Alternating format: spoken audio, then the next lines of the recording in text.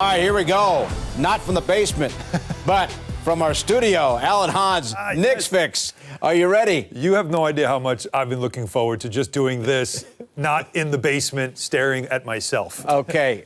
Item number one, trade deadline. Hard to believe it's next Thursday. Yeah. What might happen? Yeah, we've already seen it. It was a busy day yesterday. We've already seen a couple of deals go down. They're not major deals, but they're certainly worth looking at. Trevor Ariza was traded. He hasn't really been playing much, but Trevor Ariza was traded from the Thunder. Actually, wasn't playing at all. The Heat picked him up. That's an interesting pickup for them. He is going to play for Myers Leonard, as we know, got in some serious trouble with some things he said online, and so he won't be playing for the Thunder. But of course, the Thunder, what do they get? Draft picks. They love that. PJ Tucker was on the move finally. He wanted out of Houston. They grant that wish. He and Rodions Kurucs, the former Net, they end up going to the Bucks. A very interesting pickup for Milwaukee.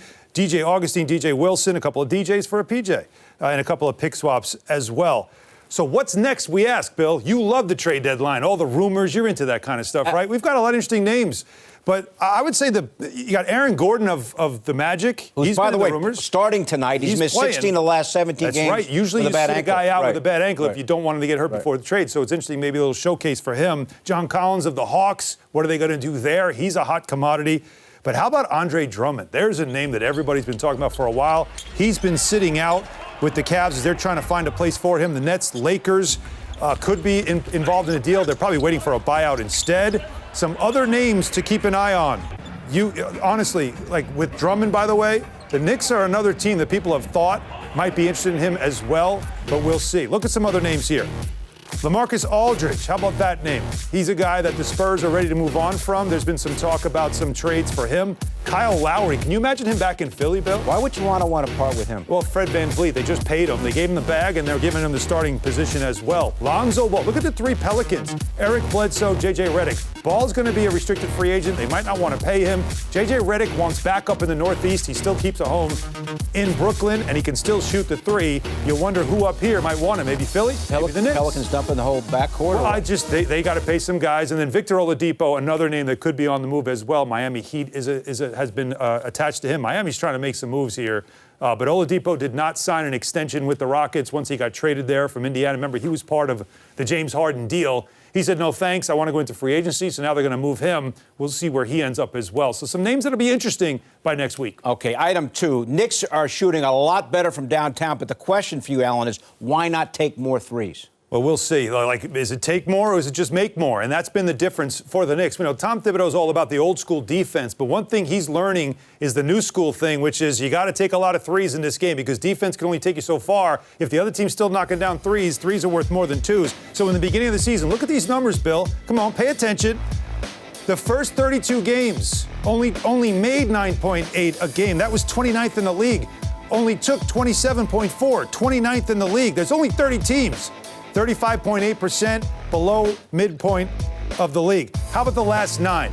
They're jacking them up and they're making them more important. 13.1, 11th in the league. The 31.9 is still lower, though. 22nd in the league. It's amazing that 32 a game is so low. Isn't it incredible? But it's true. But how about the 41.1%? Third best in the last 9 games in the league. So they're shooting the ball a lot better. And what Tom Thibodeau has talked about, Bill, is that it's not about how many you take. He wants them to be quality looks. That's what he wants, and that's what we're showing you here. These shots are quality shots. Drive and kick. That's what makes Derrick Rose so valuable to this team. He can get into the paint, collapse the defense, kick it out, and you get those catch-and-shoot threes. Frank Ntilikina, remember, got red hot for a while there. He needs to start knocking those down. Alec Burks, as we know, can get hot as well and knock down a three-point shot.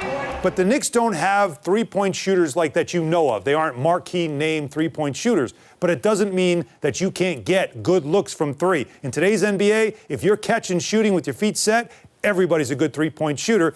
R.J. Barrett has been over 50% from three, mainly from catch-and-shoot threes. Julius Randle as well. So it's not about taking more. It's the quality of those shots and the high percentage that makes a difference. What do we always say? We want makers. Right. We don't need takers. We need makers. No doubt about that. Mike D'Antoni used to say that all the time. All right. You have an update now on COVID protocols. Yeah, this came out today. So the increasing availability of the COVID vaccine now has caused the NBA and the Players Union to just discuss, okay, what do we do now when players and staff members start to get the vaccine?